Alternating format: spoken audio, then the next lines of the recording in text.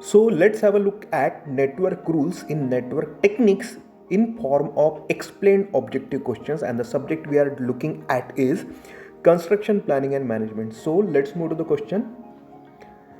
Question number 1 is saying a network can have, and the options are saying one initial event, one final event, any number of activities, and all of the above. See, a network can have only one initial event, then only one final event can be there. And talking about number of activities, the number of activities can be n. Any number of activities can be there. That's why the answer will be all of the above. See, one initial event will be there, one final event will be there, and for example P, Q, R, S and some else dummy activities will be there. Therefore, there is no limitation for number of activities, but only one initial and only one final event will be there. Okay, there cannot be multiple initial event or multiple final event. All right, let's move to question number next. In a network diagram, arrow length indicates. Okay, now we are talking about the activity representation, which is an arrow.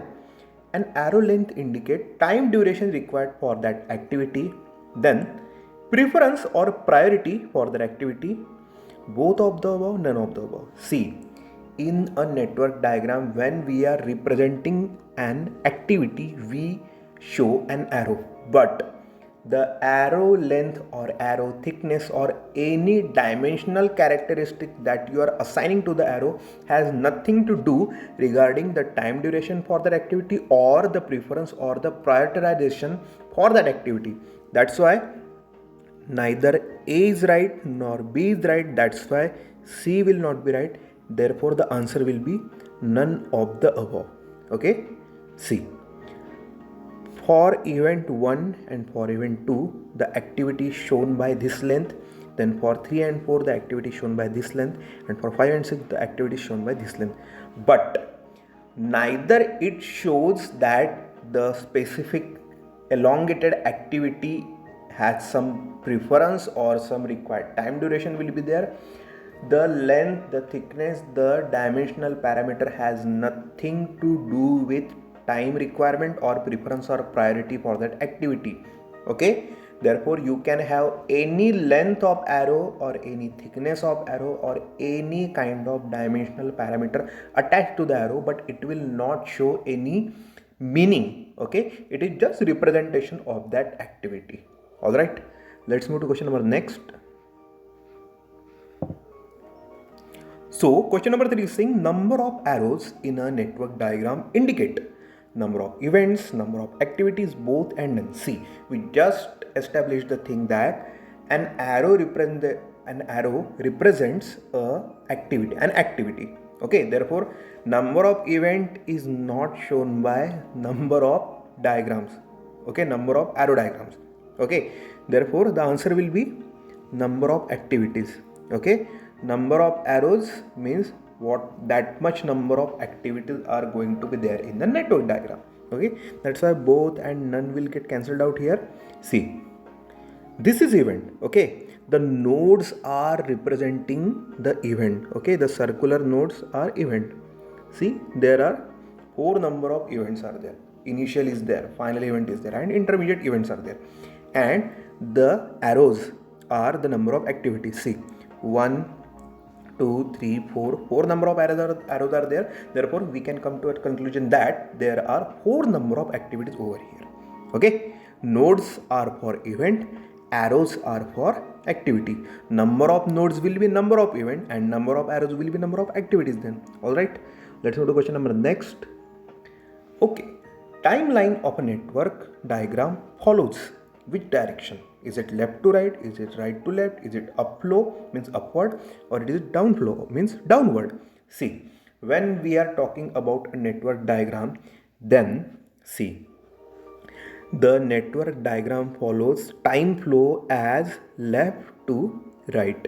Okay, initial event will always be kept at leftmost side, and the final event of that network diagram will be kept toward the rightmost direction. Okay, therefore the flow of activities and event will take place from left side of the page or diagram or image you are looking at to the right side. Means flow of those activities and event will take place from leftmost and it will progress toward the rightmost direction. Okay, this is the direction of this diagram, left to right flow. All right, let's move to question number next. Okay, determine where the looping error has taken place in the following network diagram. First of all, let's establish what looping error is.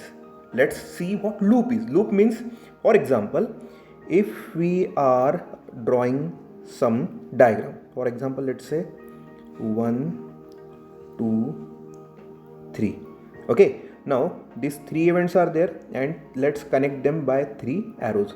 Now, if we connect the arrows like this, then the network diagram will render meaningless because events are there, activities are there, but there is no specific time flow. That is, it is neither following the left to right direction flow, timeline flow, nor it is coming to a conclusion that the specific activity and events have taken place and they are complete. Okay, it will be always an infinite loop. Okay, because event 1, event 2 and event 3 are continuously getting looped inside this diagram.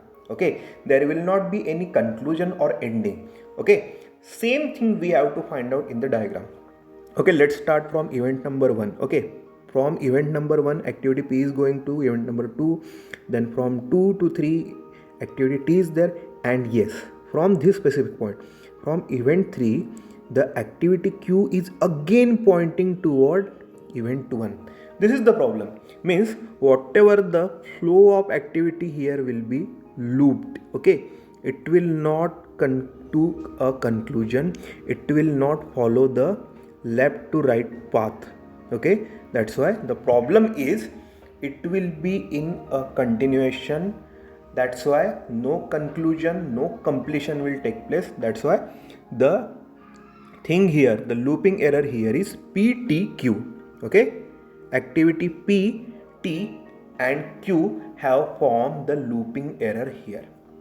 Okay, see, PTQ is the problematic thing here, that event 1, 2, 3 are there and they are connected by activity P, T and Q and they are not coming to an ending, they are not coming to a finalization. That's why this is called as a looping error. A loop, an infinite circulation of activities is taking place over there.